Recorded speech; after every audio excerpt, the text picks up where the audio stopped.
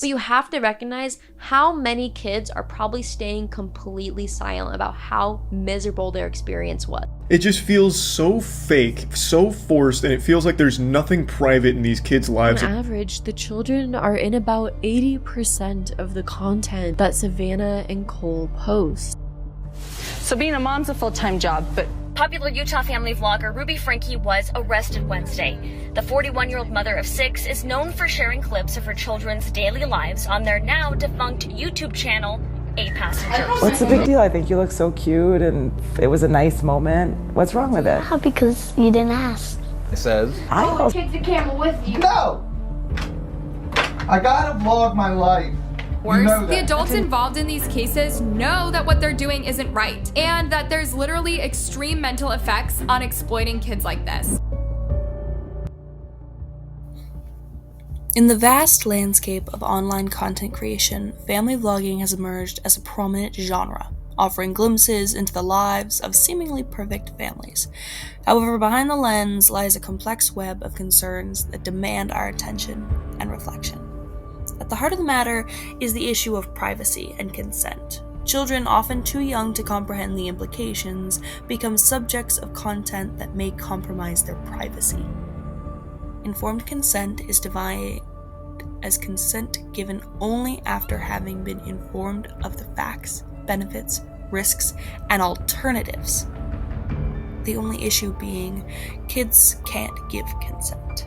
In the case of the National Library of Medicine, they said minors cannot provide informed consent unless they have been judged to be able to act as adults for that purpose. This is especially poignant when you look at how a kid's lack of autonomy and ability to consent can lead to emotional distress. One notable case that sparked controversy and discussions about the violation of a child's privacy by family vloggers is Daddy05 controversy. The YouTube channel, run by Mike and Heather Martin, featured daily vlogs showcasing their family life, including their 5 children. The controversy gained widespread attention in 2017 when viewers started noticing disturbing behavior in the videos, particularly towards one of the children, Cody Martin. In multiple videos, Cody was subjected to emotional and psychological distress through pranks that went beyond harmless fun. The pranks included falsely accusing Cody of actions he didn't commit, screaming at him, and emotionally manipulating him for entertainment purposes. Family vlogging, in many instances, is a lucrative business, but what happens when the line between sharing joyous moments and exploiting children for profit becomes blurred? A 2018 piece of legislation in Washington aimed to address the issues using children for content, but not adequately compensating them for their labor. It stated children are generating interest in and revenue for the content, but receive no financial compensations for their participation. Unlike in child acting, these children are not playing a part and lack legal protections. The bill's solution states that content that generates at least 10 cents per view and has an individual minor featured over 30% of the time qualifies that kid to a percentage of the family vlog's income that would be set aside in a trust to be given to that child when they turn 18. Unfortunately, this legislation did not pass, and instead, we continue to have children that are exploited by their parents through family vlogging. However, in France, Parliament adopted a law to protect child influences, and under this new piece of legislation, influencers were protected by the French Labor Code in a manner similar to child models or child actors.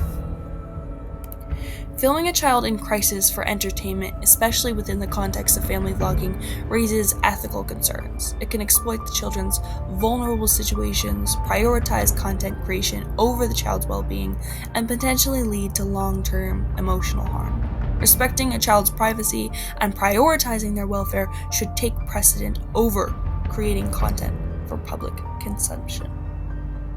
The internet is a dangerous place for children, and it only makes it worse when you see the way children's own parents are willing to exploit their children for views and income. A number of social media content account removals for child abuse and safety reasons from 2018 to 2021 by platform shows you how difficult it is to truly be safe on the internet with children. Unfortunately, it raises even more concerns when you recognize that children's own parents are sometimes the cause of this abuse.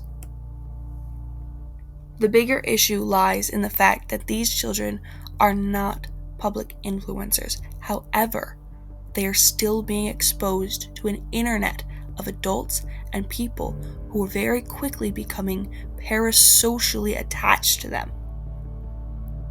In the case of digital kidnapping, which is in the terms of Steele Evans, a woman whose children were digitally kidnapped, the terrifying phenomenon occurs when a stranger steals a parent's social media snaps to use on their own accounts and live out a fake life online.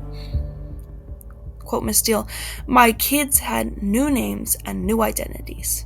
They had made their own captions and made their own lives. It was like they were playing with Barbie dolls, but the dolls were my kids. In the worst cases, these children became 64% more likely to be exploited by deepfakes and online child pornography." There is a reality and there is a fantasy. People are creating fantasy adoptions. People are creating virtual fantasies. It may be just an obsession act on their part, but it can be manipulated to become dangerous. The pervasive issue of child exploitation within family vlogs necessitates immediate attention and ethical reassessment. The emotional toll on the children involved, coupled with the potential long-term consequences, underscores the urgency of redefining boundaries and prioritizing the well-being of these young children over the pursuit of online content. As responsible consumers, we must advocate for responsible content creation that upholds the dignity and rights of every child, ensuring that family vlogging evolves into a platform that enriches lives rather than exploits them.